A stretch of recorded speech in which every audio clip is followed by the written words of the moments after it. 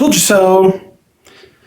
Welcome to Daily Gospel Reflections. I'm Dr. Ben Safransky. Welcome to the fourth Sunday in Lent. We're really getting there. We're getting through this desert, getting towards that mountain at Easter.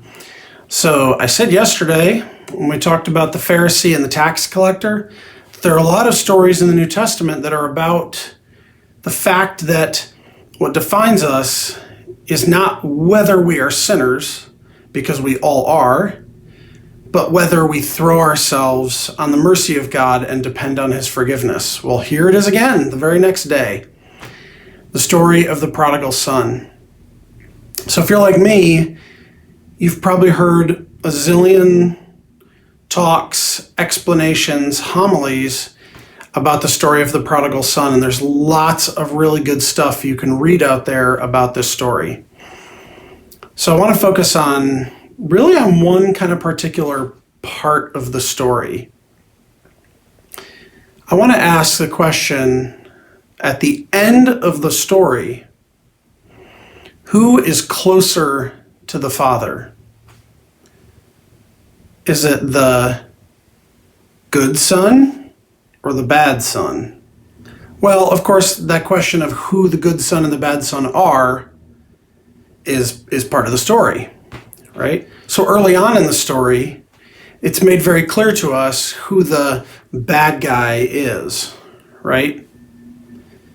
The son who takes his inheritance, leaves his father and his family, and goes to a distant country and wastes all the money.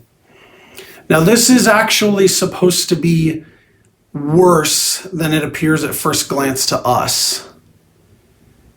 There's a lot behind what's happening here. Think about what an inheritance is. An inheritance is what you get when someone dies. So asking for your inheritance while your father is still alive is basically saying, I wish you were dead.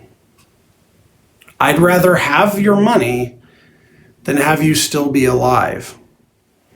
Well, but so then it becomes not so clear who the good son and the bad son are, right? As the prodigal son repents, returns to his father, expecting nothing but receiving generous mercy. So I asked at the end of the story, who is closer to the Father? Well, it's not the quote-unquote good son. It's not the son who has been doing what he was supposed to the whole time. It's actually the son that made all these mistakes, that hit rock bottom, that got as far away from the Father as he could and came back.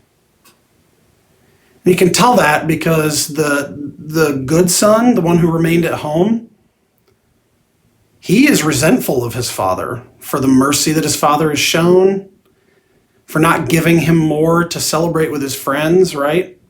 What's the point of this? The point is that we are all prodigals.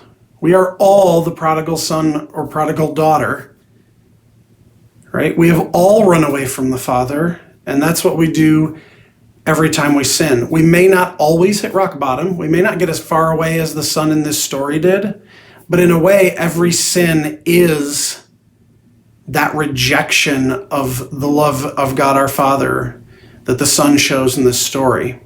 And I think the church gives us this passage on a Sunday in Lent to remind us that we're all prodigal and to help us think of Lent as a time to realize where we've been and to run back to the Father, to depend on his mercy and his love. My challenge for you today is a little more specific than on some other days. I would like to challenge you to spend 2 minutes in prayer asking God for forgiveness for whatever is heavy on your heart. And then maybe consider taking that to the sacrament of confession before Easter, like the complete running back into the arms of the Father. I hope God is blessing you richly during this Lent, that you have a great fourth week of Lent, and I'll talk to you tomorrow.